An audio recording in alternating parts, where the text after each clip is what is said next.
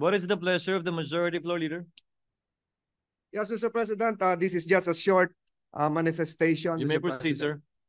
I respectfully deliver this manifestation to address a pressing constitutional concern. Mr. President, the Senate received the articles of impeachment against Vice President Sara Duterte 117 days ago. Yet the trial required by Article 11, Section 3(4) of the Constitution to proceed forthwith will begin only on June 11, dangerously close to the end of the 19th Congress. This delay compromises due process and undermines our role as an impeachment court.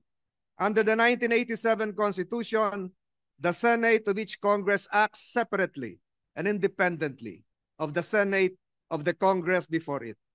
Only 12 senators remain after each election, insufficient to form a quorum. Thus, unlike the U.S. Senate or the Philippine Senate under the 1935 Constitution, we cannot carry unfinished proceedings into the next Congress.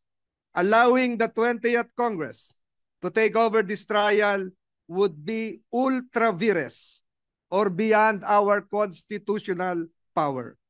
Jurisdiction over impeachment is exclusive to the Congress that receives the complaint. Supreme Court rulings in Neri versus Senate and Balag versus Senate and our own Senate rules, Rule 44, Section 123, confirm that all legislative and investigatory matters terminate with the expiration of a Congress. This principle is affirmed internationally. Jefferson's manual provides that unfinished business do not carry over into a new Congress. If we cannot conclude the trial before June 30, 2025, we must recognize this impeachment case is functionally dismissed by constitutional operation and no action can be taken by the 20th Congress on the matter for lack of constitutional authority. Mr. President, kahit anong pilit, hindi maitatawid, lalo na't kung lalabag sa saligang batas. Let this manifestation be entered into the official records and journal of this chamber. I will likewise submit a version of this manifestation complete with footnotes for proper documentation. I speak in defense of constitutional order, procedural fairness, and the institutional dignity of the Senate. And Mr. President, while I have the floor, if I may be allowed, I wish to respond briefly to the manifestation made by the majority floor leader. If I may. Proceed. Salamat, Abi, Mr. President. Mr. President, the 1987 Constitution demands that the Senate continue with the impeachment proceedings already initiated without further delay. The rulings of the Supreme Court make it clear that first, impeachment is a non-legislative function of the Senate. This is Chavez versus Judicial and Bar Council, GR number 202242, 16th April 2013. And second, that non-legislative functions of the Senate are not affected by the shift from 19th to 20th Congress. This is the case of Pimentel Jr. versus Joint Committee of Congress, GR number 163783, 22 June 2004. It is true that the 19th Congress cannot bind the 20th Congress and all unfinished business will be terminated. But this is only true for any work done by us in the exercise of our legislative functions. Napakahalagang mandato po ng saligang batas ito, klaro at walang kalabuan. Once we receive the articles of impeachment, trial by the Senate shall forthwith proceed. Hahatulan tayo ng sambayanan kung hindi natin ginampanan ang tungkulin na ito sa sambayanan. Salamat, Abi, Mr. President. Noted and entered into the records. Majority floor leader. The minority leader is recognized. You may proceed, sir. So thank you, Mr. President. for giving me your permission to make this manifestation on the topic touched earlier by our majority leader, Mr. President. This is the issue of whether the impeachment complaint transmitted by the House of Representatives to this Senate last February 5, 2025 can cross over to the Senate of the 20th Congress. Well, Mr. President and my dear colleagues, doubts have been publicly expressed by certain personalities whether the trial of the impeachment complaint against the Vice President can continue or cross over into the 20th Congress. I wish to share and put on the record some of my thoughts on this particular issue. Article 11, Section 3, Paragraph 6 of the Philippine Constitution provides that, and I quote, "The Senate shall have the sole power to try and decide all cases of impeachment." Hence, this provision makes the Senate not just an impeachment court, but the impeachment court. An impeachment proceeding is sui generis, that is, unique or a class of its own. In Republic versus Sereno, it is described as a proceeding exercised by the legislative as representatives of the sovereign to vindicate the breach of the trust reposed by the people in the hands of the public officer by determining the public officer's fitness to stay in office. While the form, procedure, and substantive arguments in impeachments remind us of a court trial, it also has the characteristics of a political process. The decision-making process in impeachment is not governed by any fixed or binding standard of proof, allowing for broad discretion on the part of the members of the impeachment court when they make their final decision on the case.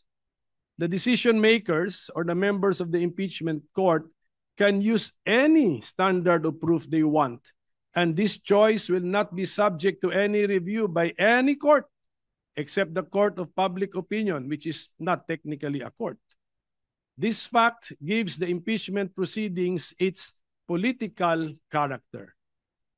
Hence, to better understand these sui generis impeachment proceedings, we need to look for analogies using well-known principles and practices in other systems which are applicable to impeachment proceedings. As to the question of whether the impeachment trial conducted by the Senate in the 19th Congress or the impeachment complaint entertained by the Senate in the 19th Congress can cross over and continue into the 20th Congress, there is no provision in the 1987 Constitution or in the Senate Rules of Procedure on impeachment trials that expressly prohibits this. On the contrary, the Senate Rules on Impeachment support the position that the impeachment trial shall continue until final judgment, even if it is necessary to continue into the next Congress. Let me read the rules. Rule number 3. Upon presentation of the articles to the Senate shall specify the date and time for the consideration of such articles. Unless the Senate provides otherwise, it shall continue in session from day to day, except Saturdays, Sundays, and non-working holidays, until final judgment shall be rendered, and so much longer as may in its judgment be necessary.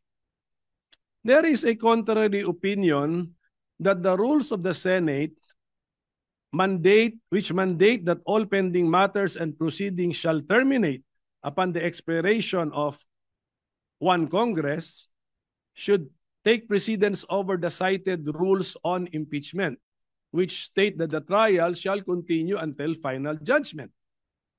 The justification for the precedence given to the rules of the Senate is that the latter were passed by virtue of the power granted by the Constitution to the Senate to promulgate its rules. That is found in Article 6, Section 16, Paragraph 3, which provides each House may determine the rules of its proceedings.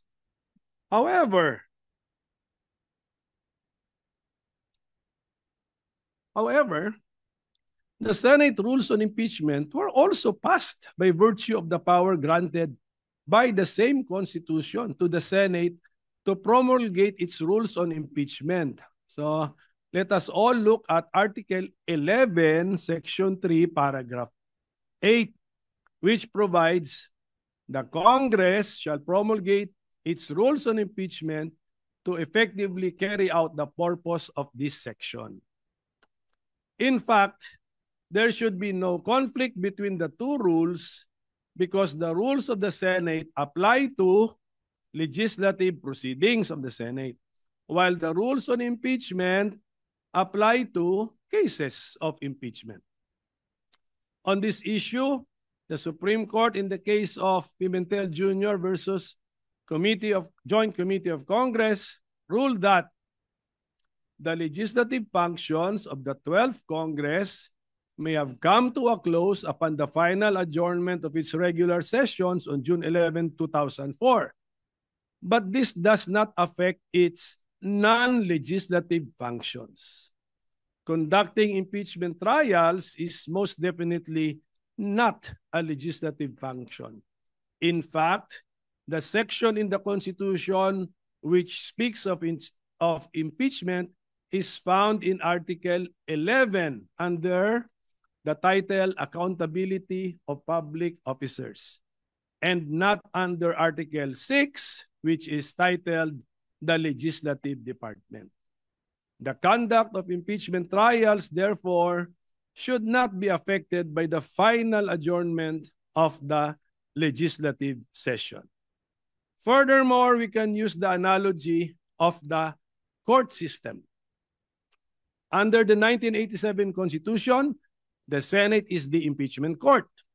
The Senate in impeachment cases is more like a judicial body than a legislative one.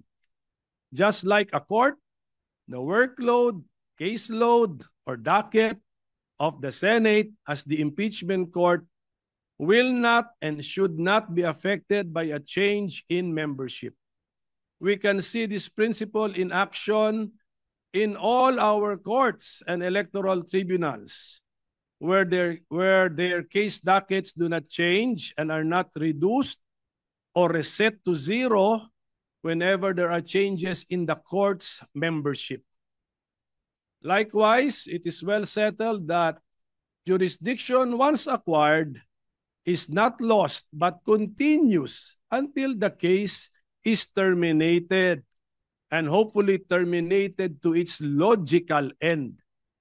Hence, it is my humble opinion that the trial of the current impeachment case, now pending before the Senate of the 19th Congress, can cross over or continue from the 19th Congress to the 20th Congress.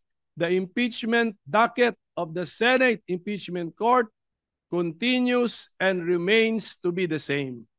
So thank you very much, Mr. President, my dear colleagues, for your time and attention. Thank you, Senator Coco Pimentel, our distinguished Minority Floor Leader. Although that was only a manifestation, I am willing to entertain questions. Should there be any questions, Mr. President?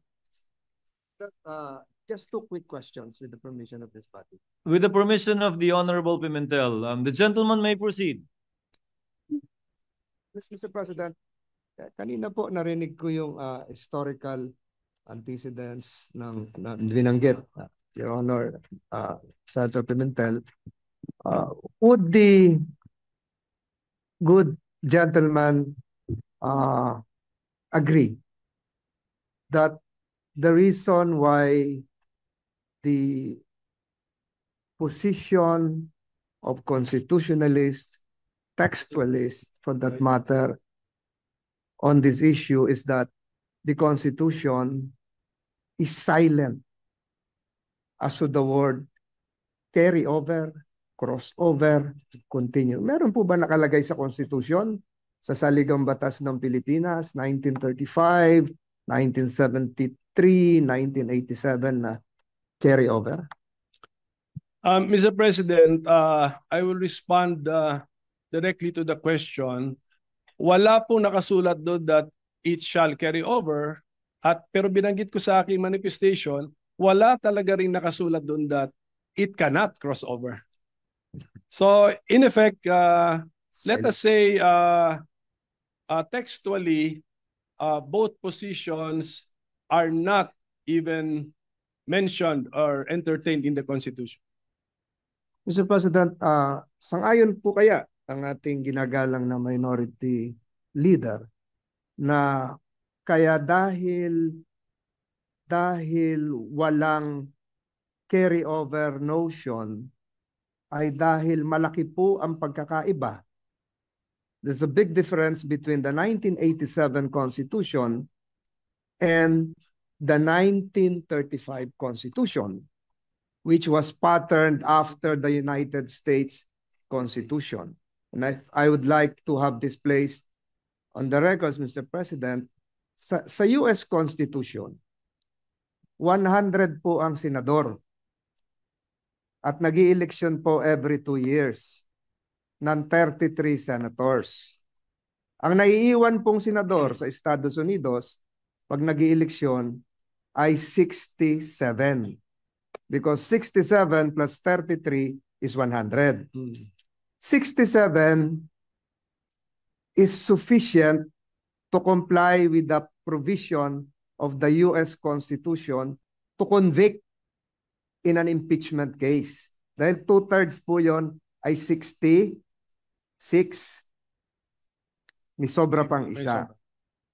Sa atin pong saligang batas noong 1935, kung inyo pong susuriin, ang atin pong senador na bumubuo rin ng impeachment court ay 24. Subalit, Mr. President, in the 1935 Constitution, ang eleksyon po natin ay 8, 8, 8. Tuwing mag-i-eleksyon ng senador, ang i-elect na senador kasama sa mga kongresista ay 8 senador lamang. Ang may iwan po ay 16. And 16 is 2/3. Enough to have a quorum as well as to convict or to acquit. In our present constitutional scheme, 1987 Constitution, we also have 24 senators, but we conduct elections every 3 years for 12 senators. Meaning to say, Mr. President, yung may iwang kalahati na 12 is not sufficient to constitute a quorum, dahil 12, dapat 13, much more convict. Because to convict, you need 16 senators, Mr. President.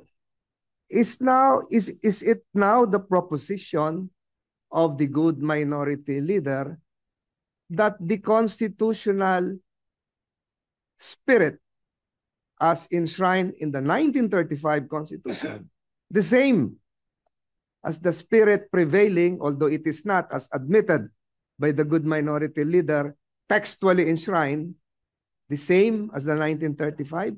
Ibig sabihin po ba yung 12 ay may quorum?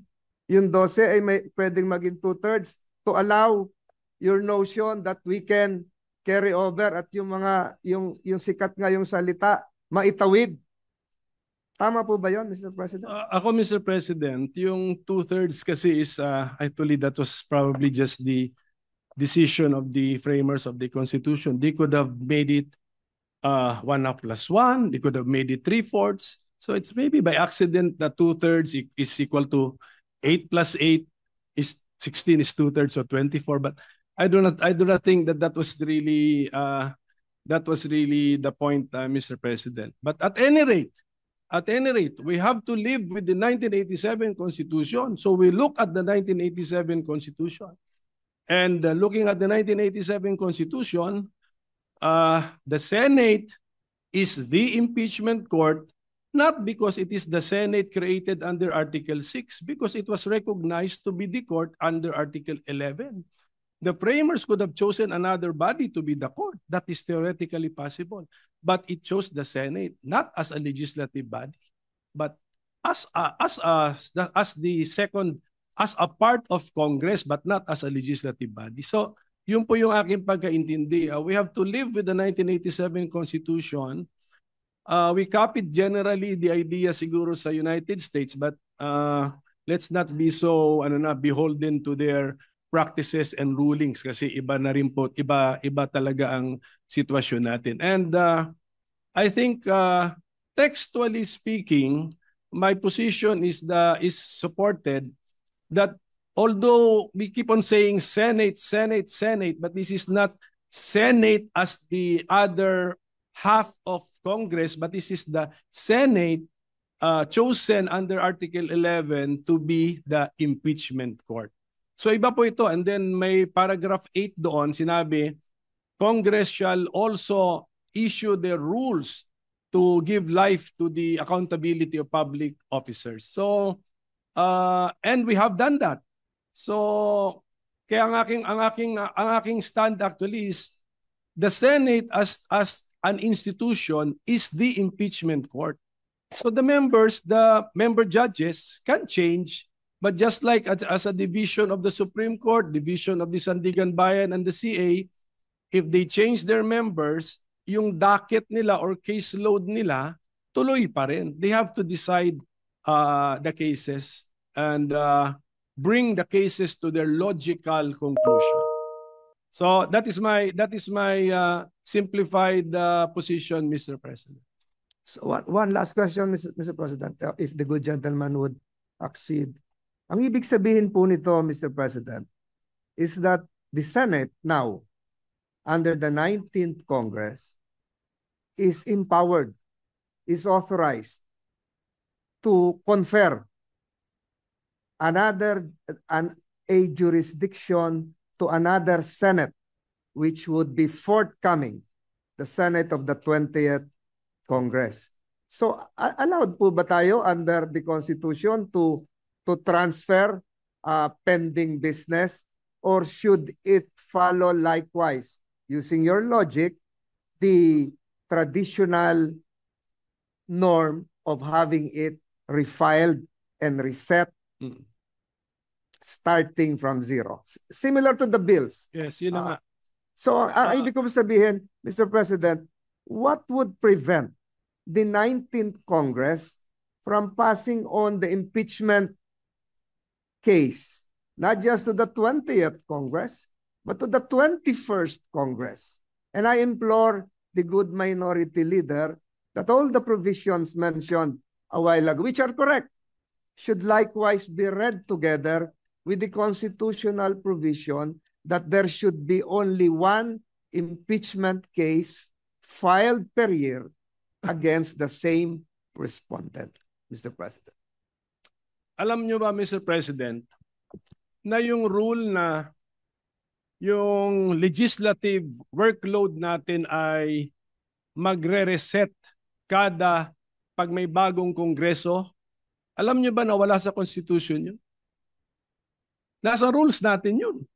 Oh, ang rules natin, promulgated natin because of the power given to us by the Constitution. But the Constitution does not specify that. Actually, we could have written na yung pumasa na ng third reading, itrato natin na third reading na rin. We could do that, but we did not do it. So policy lang po yun na reset natin as far as legislative workload is concerned. Pagdating naman sa impeachment judicial workload of the Senate as an impeachment court, I propose, or I give the interpretation that the caseload remains. Ang nagbago lang are the member judges, just like I think we can easily envision sa Supreme Court, nagbabago, divisions ng CA, divisions ng Sandigan Bayan, but the caseload remains. So I think we can mentally separate the two kasi Article 6 yung legislative workload, Article 11 yung impeachment workload. So that's that would be my response, Mr. President. But Mr. President, would not that prevent the other part of the two-step process?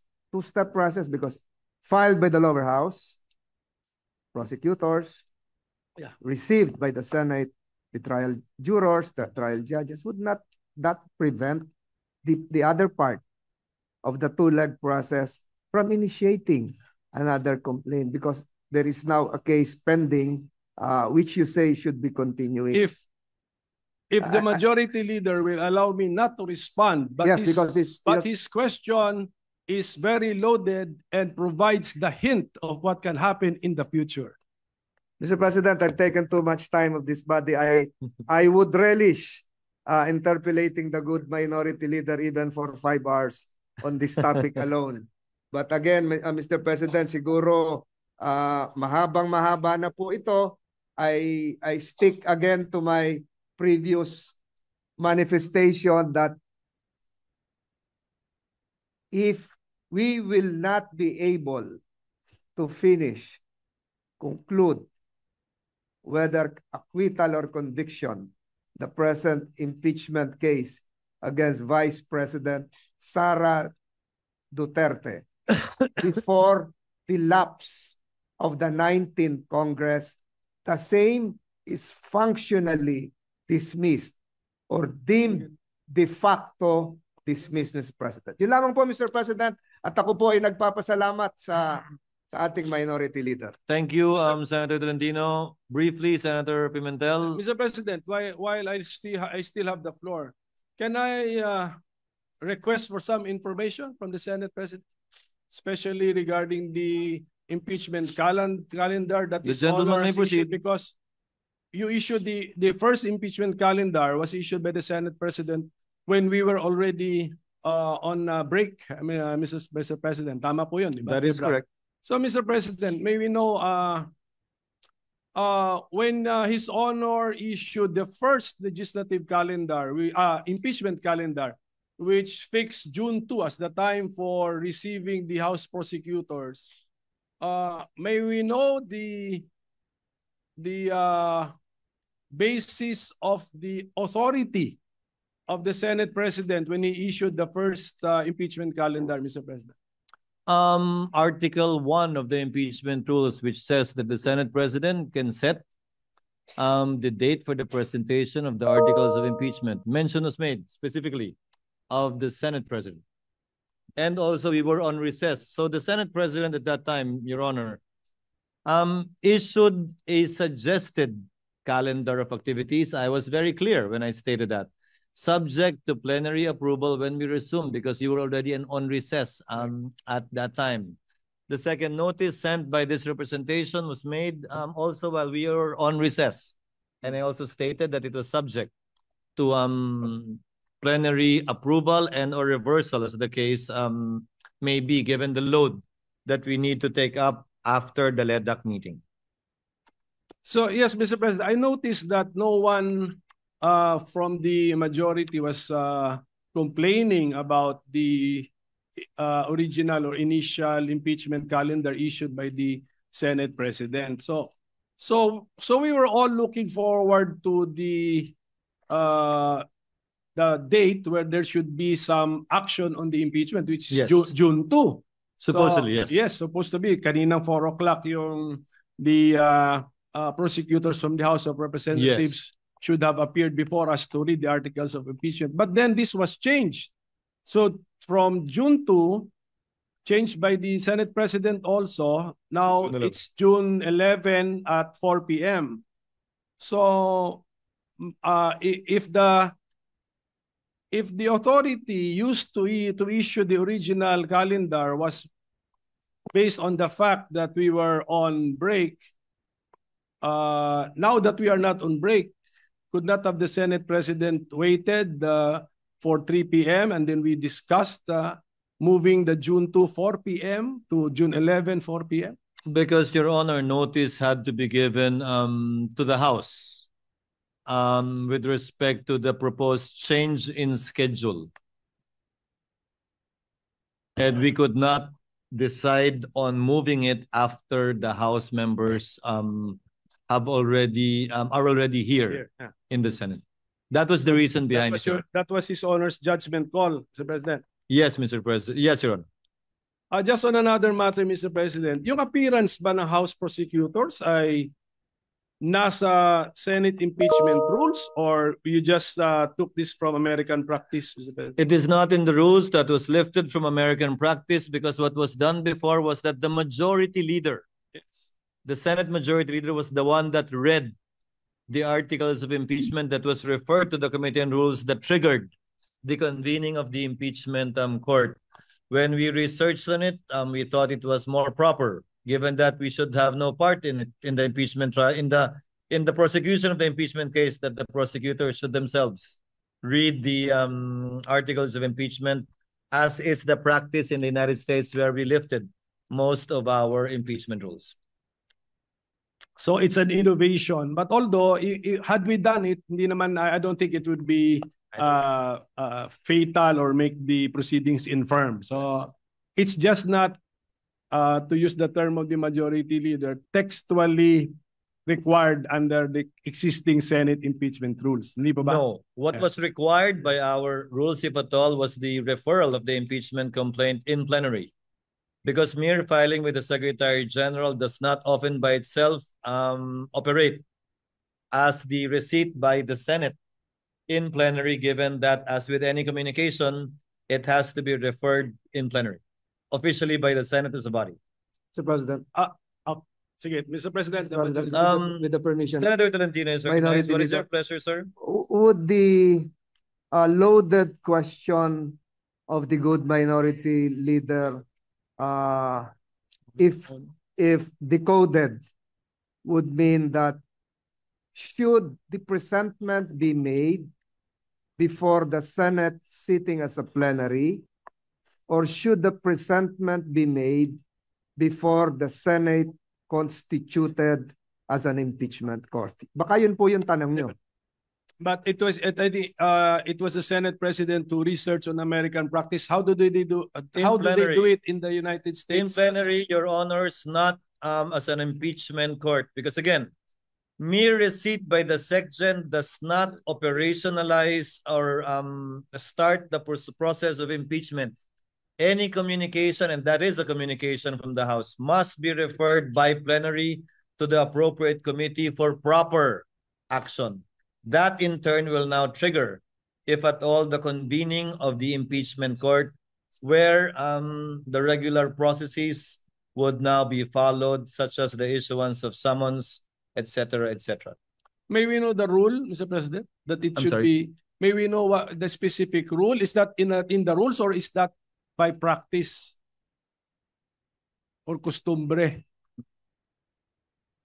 Tingnan niyo, ano rule? Under Rule 3, Paragraph 2, upon presentation of the articles to the Senate shall specify the date and time for the consideration of the articles. Yes, but the articles need to be presented to the Senate. Yes, but so your Honor is reading our Senate impeachment rules. Yes. Correct.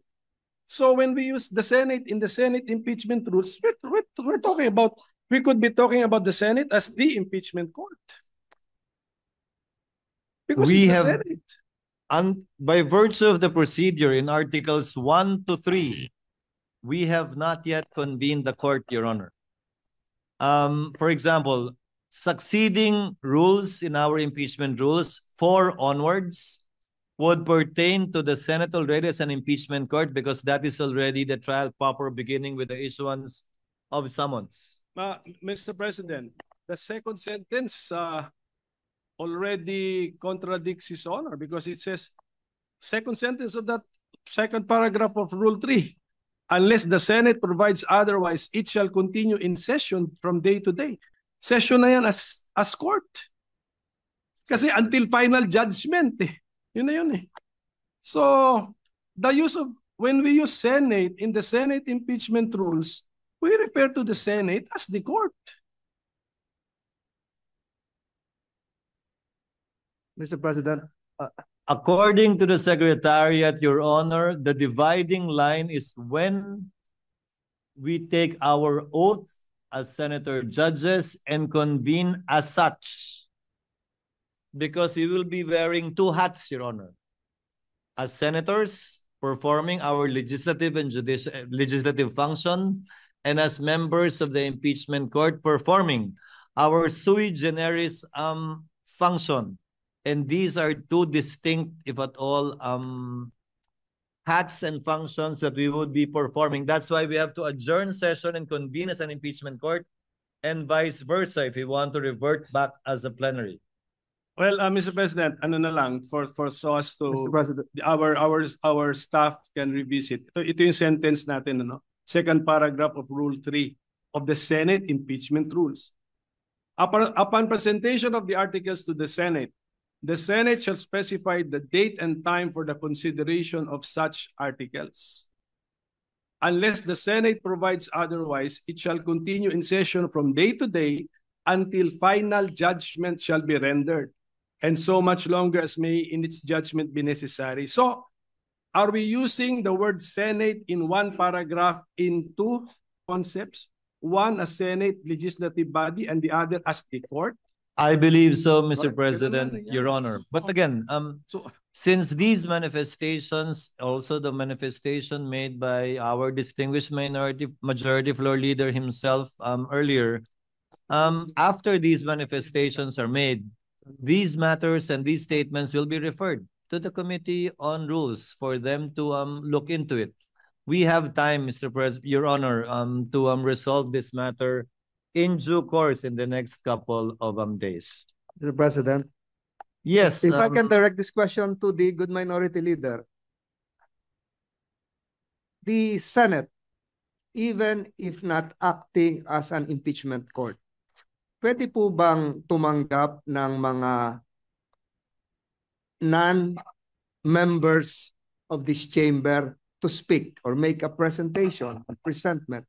Di po ba naaalala natin ng mga nakaraang panahon, pumupunta rito yung President of Vietnam, if I'm not mistaken. Distinguished guests of this chamber are allowed to speak, not just honored. Ganun po ba yung sinasabi nyo? Na baka are the members of the House, though constituted as panel of prosecutors, can they enter the Senate, this chamber, constituted as a plenary or as an impeachment court or both? Pag pinapayagan ng Senado. Baka ganun po siguro ang gustong malaman ng ating minority leader. Just for the information of the majority leader, yung appearance of the House prosecutors before the Senate kanina sanang 4 o'clock, June 2, appeared in the impeachment calendar prepared by the Senate President. Hindi ako may idea nun. At saka, when we read our Senate impeachment rules, wala din dun yun. So they will be appearing before an impeachment court. That's why this is the request for information. Now, what did the Senate President have in mind when he scheduled this for June 2? And I think it's clearly, since 4 p.m. siya, it's clearly an appearance before Senate. Yes. The plenary session of the Senate. Again, the basis is U.S. practice.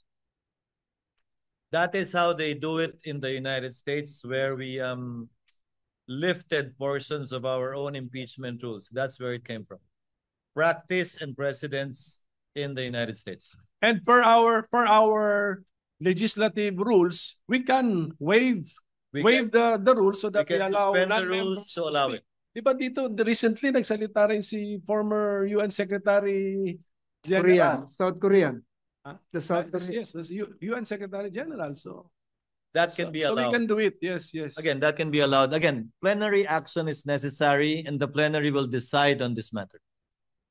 So just a few more requests for information, Mr. President. So, Mr. President, His Honor, around 4 days ago, sent notice that the June 2, 4 p.m. appearance of the House panel of prosecutors will be moved to June 11, 4 p.m. Yes. So, okay. Now, what is now the calendar that His Honor has in mind. Kasi dati meron kang June 2, 4 p.m. appearance, then June 3, morning, we convene the Senate as an impeachment court. So where is that? Where is this convening now? Where is it now when you move the appearance to June 11? Sabay na po, because by that time, by June 11, wala na rin po tayong hinahabol na kailangan i-second or i-approve kung meron man, ratification na lamang ng mga bicameral conference committee reports.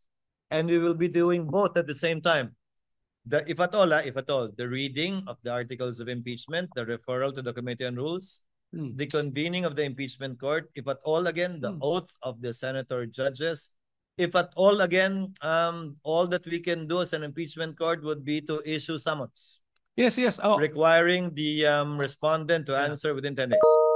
But were we sent notices na ganun ang mangyayari? I'm sorry? Were the senators sent notices or informed that after the appearance of the House panel of prosecutors, there's a possibility that we will convene as a court? Para ready kami. Wala pa. Wala pa nga po. Kaya malapit na po yung June 11. Wala pa naman talaga eh. Kasi nung pinadala yung notice na yun, it was addressed, if you notice, it was addressed to the House that they will be presenting the articles of impeachment on that date. The notice insofar as the impeachment court itself is concerned, these discussions would be very helpful, Your Honor, because this will be part of how the Senate as a body will be deciding on what to do after the articles of impeachment shall have been read and presented before the body. Yes, but Mr. President, nung in-issue kasi ninyo yung impeachment calendar last February, at least you were that detailed na sinabi nyo na po yung convening of the impeachment court. Ngayon sana po, nung i-defer si June to appearance, sana pati po yung convening as an impeachment court, nasabi na rin when that is para may idea. Well, thank you for the opportunity to clarify. Since that is our last day, this representation has no intentions of actually convening the court, if at all, on another date other than the 11th, unless the Senate as an impeachment court provides otherwise. So we will be convening on that date, barring any unforeseen circumstances, barring any procedural motions that will be made and will be settled by the plenary at that time.